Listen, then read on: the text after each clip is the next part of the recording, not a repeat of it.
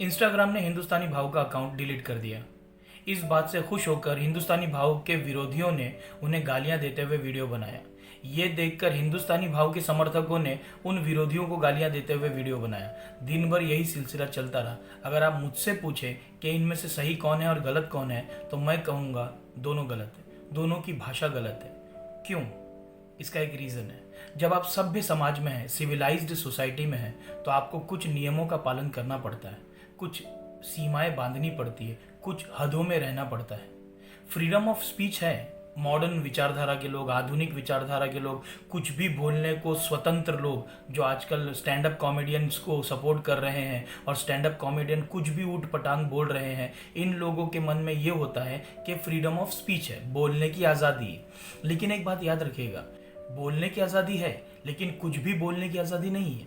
हम लोग जब बोल रहे हैं, आप अकेले हैं, कुछ भी बोल सकते हैं, कोई सुनने वाला नहीं है। लेकिन जैसे ही एक व्यक्ति भी आपकी बात सुनता है, तब वहाँ से समाज शुरू होता है, तब वहाँ से लिमिट शुरू होती है, तब वहाँ पर सीमाएं आ जाती है। आपको बोलते समय इस बात का फिर ध्यान रखना पड़ता है कि जो आप बोल रहे हैं वो कितना योग्य है और वो सामने वाले के मन पर, उसकी मनोदशा पर क्या असर करेगा। ये सबसे पहली ज़रूरत है। अभी ना तो ये बात हिंदुस्तानी भाव के समर्थक समझ रहे, ना उनके विरोधी समझ रहे। एक लड़की ने छत्रपति शिवाजी महाराज के बारे में एक बकवास मजाक किया था, बेकार का जोक था, और उस पर रिएक्शन देते हुए हिंदुस्तानी भाव के मानने वालों में से एक लड़के ने अपनी गाड़ी में बैठकर, क्योंकि ये ट्रेंड चल रहा है अपनी कार में बैठकर गाली गलौच वाले वीडियो बनाओ, तो उस लड़के ने उस स्टैंड अप कॉमेडियन को रेप की धमकी दी। अब ज़रा इसको समझिए। जब ये बात बाहर निकली, उस लड़के को गिरफ्तार किया गया, लड़की ने माफ़ी मांग ली, वो स्टैंड अप कॉमेडियन ने माफ़ी मांग ली कि मैंने गलत कहा, मुझसे गलती हो गई है। लेकिन एक बात गौर करने लायक है, ना तो उस लड़के को और ना उस कॉमेडियन को पता था छत्रपति शिवाजी महाराज का स्तर, उनका लेवल, उनका दर्जा क्या है। एक स्मित हास्य उनके मुंह पर होती थी हमेशा। बहुत सॉफ्ट स्पोकन थे, बहुत आहिस्तगी से बात करने वाले थे, कभी भी अपशब्दों का प्रयोग नहीं करते थे। याद रखिएगा, ना उन्होंने कभी मुसलमानों के विरोध में कोई काम किया, ना उन्होंने मुसलमानों की कोई मस्जिद गिराई। उनके अपने अंगरक्षक बॉडीगार्ड 11 मुसलमान थे, उनकी अपनी सेना में 65,000 सैनिक मुसलमान थे। तो ऐसे महाराज, ऐसे महान सम्राट के बारे में जब आप बात करते हैं, तो जो रिस्पेक्ट का दायरा होता है वो भूल जाते हैं कॉमेडी करते हुए लोग, और इसी का रिएक्शन बाहर निकलता है। लेकिन जो रिएक्शन निकला, क्या वो जानते थे छत्रपति शिवाजी महाराज के बारे में? नहीं। और ये कहाँ से शुरू हुआ? यूट्यूब से, और इस तरह के रोस्ट वीडियो बनाने वाले जो सोच के और जो विचारधारा के लोग हैं, इनके द्वारा। अब ये शुरुआत हुई है ना, तो ये सिर्फ छत्रपति शिवाजी महाराज तक रुकेगी नहीं, अब ये आपके देवताओं तक आएगी, अब आपके भगवानों तक आएगी, आपके पैगंबरों तक आएगी, आपके घरों तक आएगी।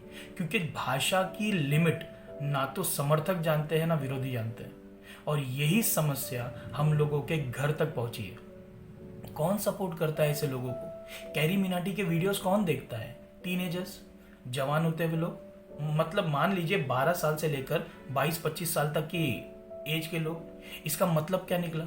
एक पूरी जनरेशन को हम भाषा में करप्ट कर रहे हैं, हम भाषा में भ्रष्ट कर रहे हैं। सोचिए जरा, अगर आपकी मम्मी से कोई गलती हो गई खाना पकाने में या किसी बात पर, और आप उनको ये कहेंगे कि तू, तो इसका मतलब क्या निकला? इसका अर्थ क्या निकला? अगर आपके पिताजी ने आपको किसी बात पर डांट दिया और आप उसको ये कहो कि चल पहली फुर्सत में निकल, तब इसका अर्थ क्या रहा? आप सोच सकते हैं आपकी भाषा कहाँ से कहाँ जा रही है। और ये जो इन्फ्लुएंसर है, ये जो इन्फ्लुएंस करने वाले लोग हैं इंस्टाग्राम या यूट्यूब पे, इनको पता नहीं है ये एक पूरी जनरेशन को करप्ट कर रहे हैं भाषा के द्वारा। हमारे शास्त्रों में लिखा है, वक्ता 10 सहस्त्रेषु, अच्छा बोलने वाला 10,000 में एक होता है। ये जिस तरह के वीडियोस बनाए जा रहे हैं, ये जिस तरह के शब्दों का प्रयोग किया जा रहा है, ये जिस तरह के रैप म्यूजिक में स्लैंग लैंग्वेज का इस्तेमाल किया जा रहा है, टपोरी भाषा का, गाली गलौज का इस्तेमाल किया जा रहा है, ये हमारी सभ्यता में नहीं है, ये हमारी सिविलाइजेशन का हिस्सा नहीं है। ना ये हमारे कल्चर में आता है, ना हमारे ट्रेडिशन में आता है, ना हमारी परंपराओं में है, ना हमारी संस्कृति में है।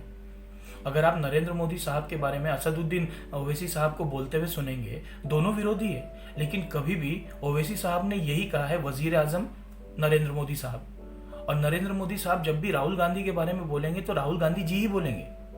ये समझिए जरा, हमारी भाषा को हम ही नियंत्रण में रख सकते हैं। अगर हमने इस तरह की भाषा का प्रयोग किया तो धीरे धीरे सारा समाज करप्ट होगा, ये जहर बहुत बुरी तरह से फैलेगा पूरे समाज में, और ये धीरे धीरे आपके धर्म और आपके घर तक प्रवेश कर जाएगा।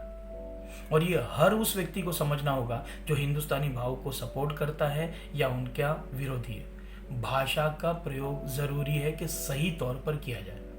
और ये मैं एज अ लैंग्वेज टीचर होते हुए, जो मैं पिछले 25 साल से हिंदी, मराठी, उर्दू और संस्कृत पढ़ा रहा हूँ, मेरे अपने अनुभव के द्वारा मैं कह रहा हूँ, भाषा के द्वारा ही आप किसी को भी अपना मित्र बना सकते हैं और किसी से भी दुश्मनी कर सकते हैं। सारी दुनिया के रिश्ते बनते हैं तो भाषा के द्वारा, और सारी दुनिया में अगर दुश्मनियाँ होती है तो भाषा के द्वारा। ये याद रखिएगा। विदेश में 2 औरतों ने गणेश जी की मूर्ति तोड़ी और इसके रिएक्शन में अगर आप ये कहते हैं कि सारे के सारे मुसलमानों को मारो काटो, तो फिर आपका अकाउंट बंद होना ही जरूरी था। इसको समझिए। आप इस तरह की लैंग्वेज नहीं बोल सकते। एक तरफ आप दरूद शरीफ पढ़ते हैं, एक तरफ आप कलमे पढ़ते हैं, आयतें पढ़ते हैं और ये बताते हैं कि आप मुसलमानों के विरोधी नहीं है, और दूसरी तरफ आप इस तरह के भाषा का इस्तेमाल करते हैं जिससे दंगे होने की संभावना है, क्योंकि आपके समर्थक लाखों में है। अगर एक व्यक्ति ने भी इसकी शुरुआत की तो सोचिए समाज में कितना बुरा असर होगा, समाज में कितनी गलत संदेश जाएगा, समाज में कितना गलत मैसेज जाएगा। तो जिम्मेदारी आपकी भी बनती है भाऊ। अगर आपको लोग भाऊ कहते हैं, बड़ा भाई मानते हैं, तो क्या आपका ये फर्ज नहीं है कि आप अपने से छोटों को सही मार्गदर्शन दें? आपने जो कुछ भी देश के विरोधियों के बारे में कहा, आर्मी ऑफिसर्स की माँ बहनों के बारे में कहा, वो बिल्कुल सही था, लेकिन एक स्त्री के सम्मान के लिए आप स्त्रियों को ही गालियां देते हुए अगर कुछ भी कहेंगे तो आप गलत कहलाएंगे। तो मैं अपने सभी स्टूडेंट से यह कहना चाहता हूँ, भाषा पर नियंत्रण रखिए। मैं फिर कह रहा हूँ, हिंदुस्तानी भाव ने अपनी भाषा का गलत प्रयोग किया, लेकिन अब तक जो उन्होंने अपने देश के विरोधियों के बारे में कहा था, उनकी नीयत पर हम शक नहीं कर सकते। जो विदेशी लोग हैं, जो हमारे देश का अपमान कर रहे हैं, उनके बारे में अगर हिंदुस्तानी भाव ने कुछ कहा है तो हम हिंदुस्तानी भाव की नीयत पर शक नहीं कर सकते। हाँ, उनकी लैंग्वेज करप्ट। लाखों लोगों को अगर आप इंस्पायर करते हैं तो आपका ये फर्ज बनता है कि आप अपनी भाषा पर ध्यान दें। आप कितने भी बड़े इन्फ्लुएंस करने वाले व्यक्ति हो सकते हैं, लेकिन देश की सभ्यता से बड़े कोई नहीं है। अगर आपका अकाउंट डिलीट हुआ है या आपका अकाउंट सस्पेंड कर दिया गया है या कुछ समय के लिए बंद किया गया है, तो ये शायद आपके लिए सोचने का समय है कि अब आपको क्या कदम उठाने चाहिए, अब आपको कैसे अपनी भाषा पर काम करना चाहिए। जब आप बिग बॉस में आए थे तब आपने बेहतरीन प्रदर्शन किया था। उस समय मैं आपको सबसे ज़्यादा पसंद करने लगा था। और याद रखिए, मैंने आज तक किसी को वोट नहीं किया बिग बॉस में, सिर्फ हिंदुस्तानी भाव को वोट किया था ताकि वो रहे, क्योंकि सारी स्त्रियों के सामने एक भी अपशब्द आपने नहीं कहा था, जबकि दूसरी फिल्म सेलिब्रिटीज और टीवी स्टार गाली गलौज कर रहे थे, आपके मुंह से एक भी गाली नहीं निकली थी। आपने सभी वहां पर मौजूद स्त्रियों को अपनी छोटी बहनों की तरह रखा था और आज भी आप उनको अपनी बहन मानते हैं। ये आपकी अच्छी नीयत को बताता है। तो मैं अब भी ये कह रहा हूँ, आपकी नीयत खराब नहीं है, आपकी नीयत में खोट नहीं है, आपकी भाषा में समस्या है। तो अगर आप अपनी भाषा संभाल ले तो आपके विचारों को सुनने के लिए हम सब तैयार हैं। लेकिन कृपया इस बात को याद रखिएगा, आप इस तरह की भाषा में बात करके समाज को गलत संदेश नहीं दे सकते। जय हिंद।